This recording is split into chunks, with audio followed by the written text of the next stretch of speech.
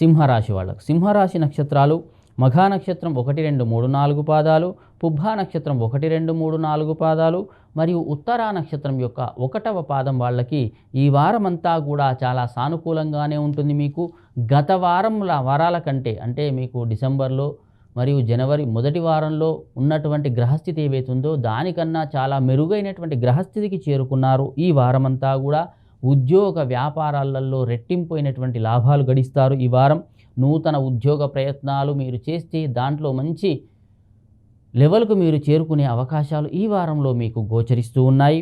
చేసే పనులన్నీ కూడా ఏ పని చేపట్టుకున్నా సరే అది బంగారం అయ్యే అవకాశాలు కనిపిస్తున్నాయి. పనులన్నీ కూడా చాలా తొందరగా పూర్తయిపోతాయి ఈ వారమంతా కూడా.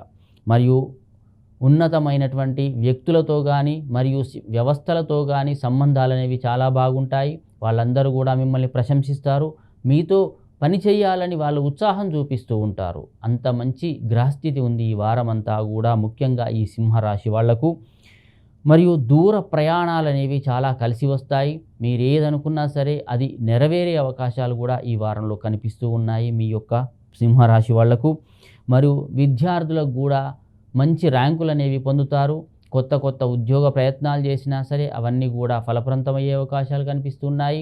మరియు విదేశీ యానాల కోసం మీరు చేసే ప్రయత్నాలు కూడా మంచి ఫలితాన్నే ఇస్తాయి. ఈ వారమంతా కూడా ధనం కూడా సమయానికి అందుతుంది. ఏ పని చేసినా సరే అందులో ధనం అనేది మీకు రెట్టింపుగా వచ్చే అవకాశాలు కనిపిస్తూ ఉన్నాయి. ఉద్యోగంలో కూడా పై అధికారులు కానీ లేదా మీ సహోద్యోగులు కానీ మీకు చాలా మంచి చేసే అవకాశాలు కనిపిస్తున్నాయి. మిమ్మల్ని మెచ్చుకుంటారు. మీకు మంచి ప్రమోషన్లు కూడా వచ్చే అవకాశాలు ఈ వారంలో మీకు కనిపిస్తూ ఉన్నాయి. మరియు మానసికంగా శారీరకంగా ఉల్లాసంగా ఉంటారు. ఆరోగ్యం బాగుంటుంది.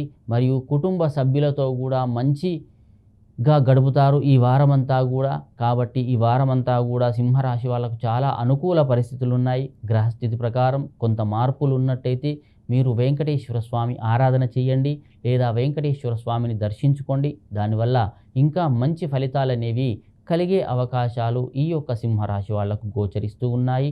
మీ అదృష్ట సంఖ్య 7.